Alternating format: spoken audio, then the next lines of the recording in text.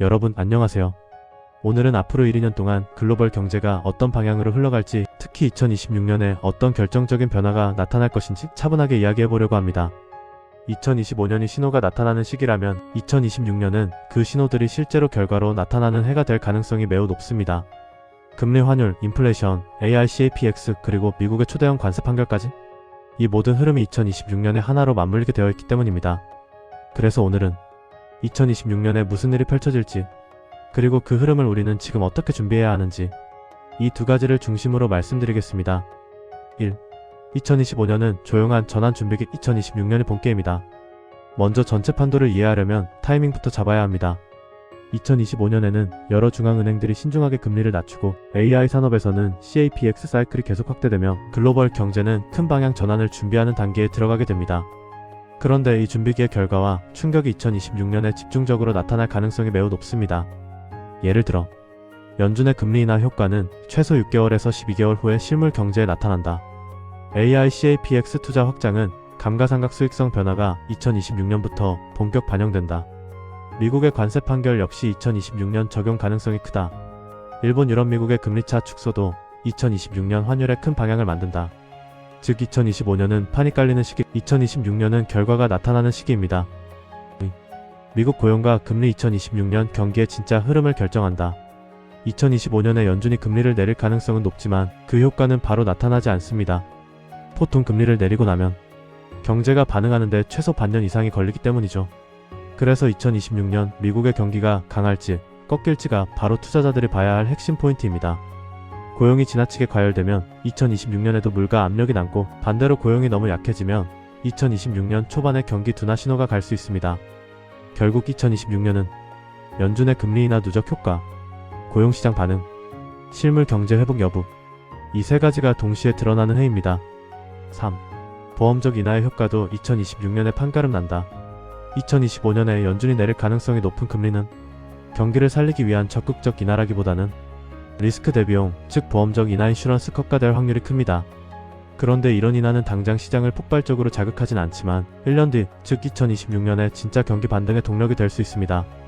만약 연준이 금리를 너무 천천히 내리거나 내부 합의가 흔들리면 2026년 경기 반등폭은 더 작아질 수도 있겠죠.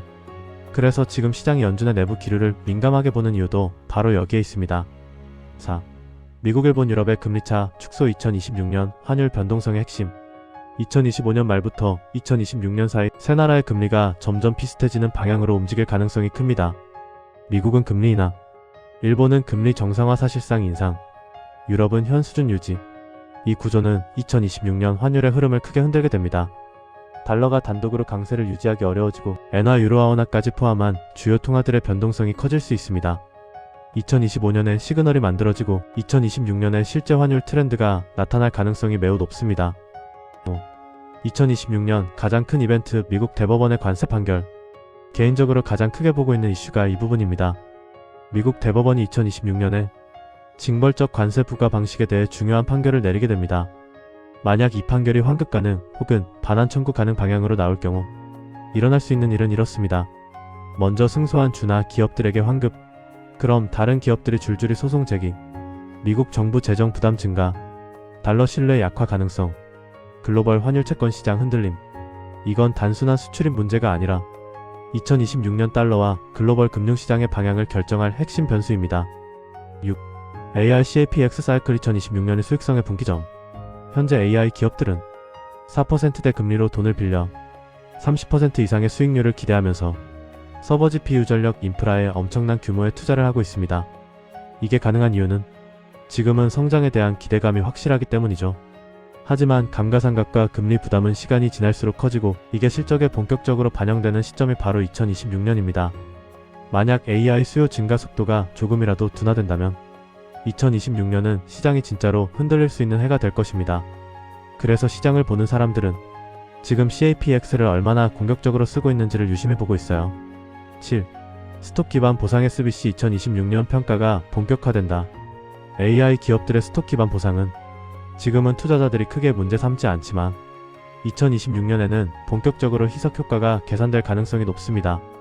2025년까지는 성장하니까 괜찮다로 넘어가도 2026년에 실적 부담이 커지는 순간 SBC가 결국 기업가치 희석으로 이어지는 것 아니냐? 이런 논리가 힘을 얻게 됩니다. 8.